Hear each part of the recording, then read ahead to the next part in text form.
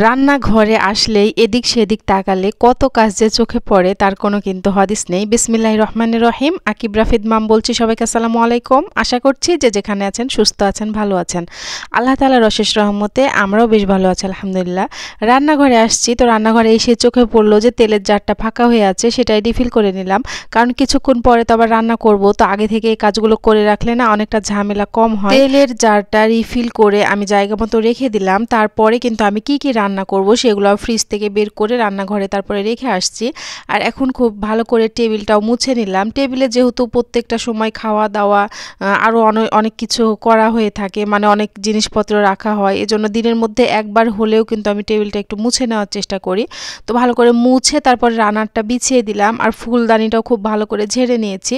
তারপরে এই যে গুছিয়ে নিলাম। দিনের মধ্যে এই কাজটা না একবার হলেও করা লাগে, একটু চোখের শান্তি মনের শান্তির জন্য। তারপরে পুরো টেবিলটা এই যে গুছিয়ে নিয়েছি, আর আশেপাশের জিনিসগুলো একটু ভালো করে ঝাড়াঝোড়া করে নিয়েছি। তারপরে আমি রান্নাঘরে চলে আসছি, আর এখন রান্না করব। তো পুঁই শাকটা আগে থেকে মানে কালকে রাত্রে আমি কেটে তারপরে ধুয়ে রেখে দিয়েছিলাম। এখন এই যে প্রেসারে বসিয়ে দিয়েছি, মুসুর ডাল দিয়ে পুঁই শাক রান্না করব। মাছ ধুয়ে নিয়েছি। তো এখানে হচ্ছে যে আমি পুঁই শাকটা মুসুরের ডাল দিয়ে এখন সিদ্ধ বসিয়ে দেবো। তো প্রথমে আমি হচ্ছে কাঁচামরিচ দিয়ে আর লবণ দিয়ে পুঁই শাকটা বসিয়ে দিলাম প্রেসার কুকারে। আর ঢাকনাটা কিন্তু লাগাবো না, এমনি উপর দিয়ে রাখলাম। এটা হচ্ছে যে অনেকটা কমে যায়, তো অনেকটা কমে গিয়েছে এর মধ্যে। তারপরে আমি মুসুরের ডালটা দিয়ে দিলাম, আর এখন মুসুরের ডালটা দিয়ে এটাকে সিদ্ধ করে নিব। আর আমাকে মুসুরের ডাল দিয়ে এভাবে পুঁই শাক রান্না করে খেতে কিন্তু খুব ভালো লাগে। তো এখানে হলুদ আর সামান্য আদা বাটা রসুন বাটা দিয়ে আমি এখন এটার হচ্ছে মুখটা লাগিয়ে দিব, প্রেসারের মুখটা। এতক্ষণ তো লাগিয়েছিলাম না। তো এই প্রেসার কুকারে পুঁই শাক রান্না করলে না অনেক রকম মজা লাগে খেতে। আমি শুধু কড়াইতে রান্না করি না, শুধু কড়াইতে রান্না করলে দেখা যায় যে একরকম টেস্ট হয়, আর প্রেসারে রান্না করলে কিন্তু টেস্টটা অনেকটা বেড়ে যায় আমার কাছে মনে হয় যা। তো আমার পুঁই শাকটা সিদ্ধ হয়ে গিয়েছে, সেটা আবার উঠিয়ে রাখলাম। ওইটা একটু পরে তেলে দিব। আর এখন হচ্ছে মাছগুলো আমি ভেজে নিচ্ছি। তো এখানে বেশ কিছু মাছ আমি বের করেছি। এখানে 2 রকমের মাছ ছিল, রুই মাছ ছিল, তারপরে বাটার মাছ ছিল। আর বাটার মাছগুলো মানে আকিবের আব্বু খাবে, আর রুই মাছগুলা মানে আমাদের জন্য। রোজা ঈদ সব কিছুই কিন্তু শেষ আমাদের, সে আবার আগের নিয়মে আগের রুটিনে ফিরে আসা। এই যে আবার সে রান্না বান্না সকল কাজকর্ম শুরু। সকালে তো আর মানে আরামের কোনো চিন্তাই নাই। সকালে তো রোজার দিনে একটু আরাম করে কাটানো যেত, কিন্তু এখন কিন্তু সেটা আর হয় না। এখানে আমি পেঁয়াজ দেওয়ার পরে সব কিছু মানে মশলা দিয়ে দিয়েছিলাম, আদা রসুন বাটা ধনিয়ার গুঁড়া জিরার গুঁড়া সব কিছু দিয়ে ভালো করে কষিয়ে নিয়েছি।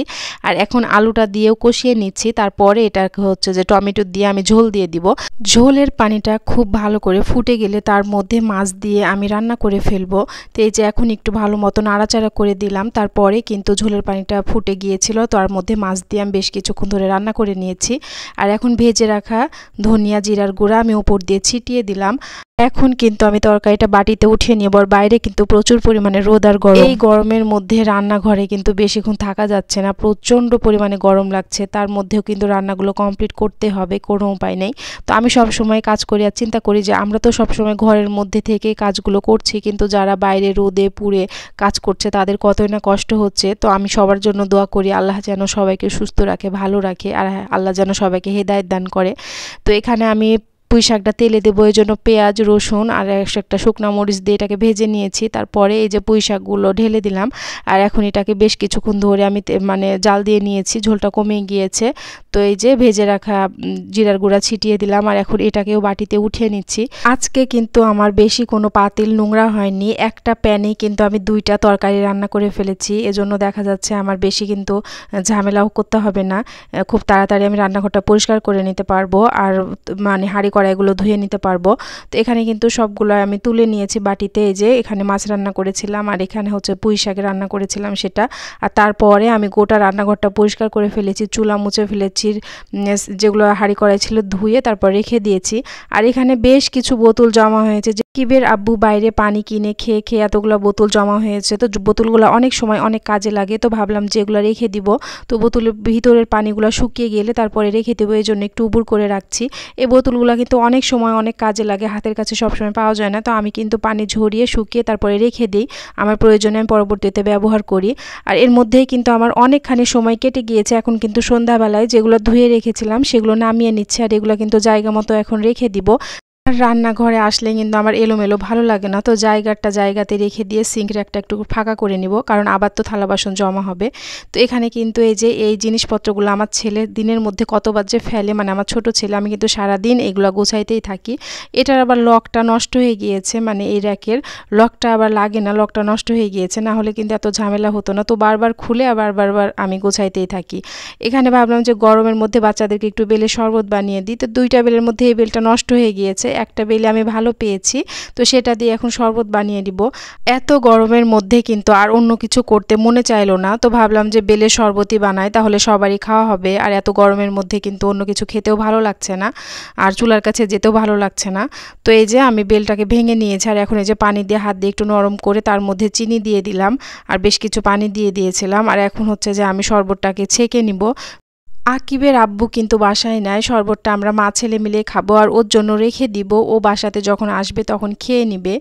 প্রচণ্ড গরমের মধ্যে সবারই শরীরের অবস্থা কিন্তু খুব খারাপ, কারোই ভালো লাগছে না কোনো কাজ করতে, তারপরেও কিছু করার নাই, সবাইকে সব কাজে নিজের নিজের যার যার কাজ সেটা কিন্তু করতেই হবে। রোজার দিনে কিন্তু বেশ আরাম হতো সকালের দিক দিয়ে, কিন্তু এখন কিন্তু আরামের আর সুযোগ নাই। সারা দিন দেখা যায় যে দৌড়ের উপরে থাকতে হয়, এই কাজ ওই কাজ, কত যে কাজ থাকে একটা সংসারের, সেটা তো বলে শেষ করা যাবে না, আর কাজ করেও তো শেষ করা যায় না। তো এখানে এই যে শরবত দিয়ে দিয়েছে, আর ফ্রিজে কিন্তু তরমুজ ছিল, তো সেটাও আমি কেটে নিয়েছি। তো এগুলো দিয়ে আমরা সন্ধ্যার নাস্তাটা করে ফেলবো, তারপরে বাচ্চাদেরকে খাইয়ে দাইয়ে যে যার কাজ করবে, আমি আমার কাজগুলো কমপ্লিট করব। এর মধ্যেই কিন্তু আকিব পড়তে বসে গিয়েছে, ছোট ছেলেকে খেলতে দিয়ে দিয়েছে। আর এই যে কাঁচা মরিচ নিয়ে আসছিল, তো কাঁচামরিচ বোটা সহই আমি ধুয়ে রেখে দিয়েছিলাম। এখন গাটা শুকিয়ে গিয়ে যাওয়ার পরে আমি বোটাটা ছড়িয়ে নিয়েছি, তারপরে এখন বাটিতে করে রেখে দিব। আর এভাবে করে রাখলে কিন্তু আমার কাছে অনেক সুবিধা হয়, আমি বের করে ব্যবহার করতে পারি, মানে সরাসরি তরকারিতে দিয়ে দিতে পারি। তো এখানে কিন্তু বেশ কিছু কাঁচামরিচ নিয়ে আসা হয়েছে, আমি ভাবছিলাম যে 2টা বাটিতেই ধরবে, কিন্তু পরে আবার ধরেনি, তখন আবার আরেকটা বাটি নিয়ে আসছি। তো 3টা বাটিতেই যে উপর দিয়ে টিস্যু দিয়ে কিন্তু আমি এভাবে কাঁচামরিচ রেখে থাকি। আর এটা কিন্তু আমার 1 মাসও চলে যায়, কোনো নষ্ট হয় না, কিছুই হয় না। অনেকে বলে যে পচে যায়, কিন্তু কই, আমার কাছে এই পর্যন্ত কিন্তু কোনো সমস্যা হয়নি, এভাবে আমি ব্যবহার করি। মরিচগুলো এখন আমি ফ্রিজে রেখে দিচ্ছি, তারপরে আমার যেগুলো কাজ আছে আমি সেগুলো কমপ্লিট করে ফেলবো। তো এখানে কিন্তু বেশ কিছু জামা কাপড় নিয়ে বসেছি আয়রন করার জন্য, আর আজকে আমারই বেশি করব। আমি কিন্তু মূলত আমার জামা কাপড় এতটা আয়রন করি না, আমরা যারা বোরখা পরি তাদের কিন্তু হেজাব ওড়না এগুলো কিন্তু বেশি ব্যবহার হয়। তো আমার বেশ কিছু ওড়না আমি এখানে আয়রন করে নিচ্ছি। আকিবের আব্বুরও কয়েকটা শার্ট করব, বাচ্চাদেরও কিছু করব, তো আগে আমারগুলো করে নিচ্ছি। দেখলে তো মনে হয় যে অনেক তাড়াতাড়ি কাজগুলো শেষ হয়ে যাচ্ছে, কিন্তু আয়রন করতে কিন্তু আমার অনেকটা সময় চলে গিয়েছে, প্রায় 1 ঘন্টার মতো লেগে গিয়েছে। আর ছোট ছেলেটা এত পরিমাণে বিরক্ত করছিল, মানে পায়ের নিচে এসে ওড়না ধরে টানাটানি করছিল, সে কোলে উঠবে এজন্যই আর কি। তো তার মধ্যেও কিন্তু ওকে থামিয়ে এসে আবার দেখা যাচ্ছে আমি কাজ করছি, এভাবে করে নিয়েছি। এখানে বেশ কিছু আমার জামা কাপড়, বাচ্চাদের, আকিবের আব্বুর সবগুলো করে নিয়েছি, এখন জায়গা মতো রেখে দিব। আর আমি কিন্তু সবসময় বাসাতে আয়রন করি, আর নিজের কাজ সবসময় নিজেই করতে পছন্দ করি। তো আজকের মতো এখানেই বিদায় নিচ্ছি, সবাই সুস্থ থাকার, ভালো থাকার চেষ্টা করবেন, আর আমাদের জন্য দোয়া করবেন। আর আমিও সবার জন্য দোয়া করি। আল্লাহ হাফেজ, আসসালামু আলাইকুম।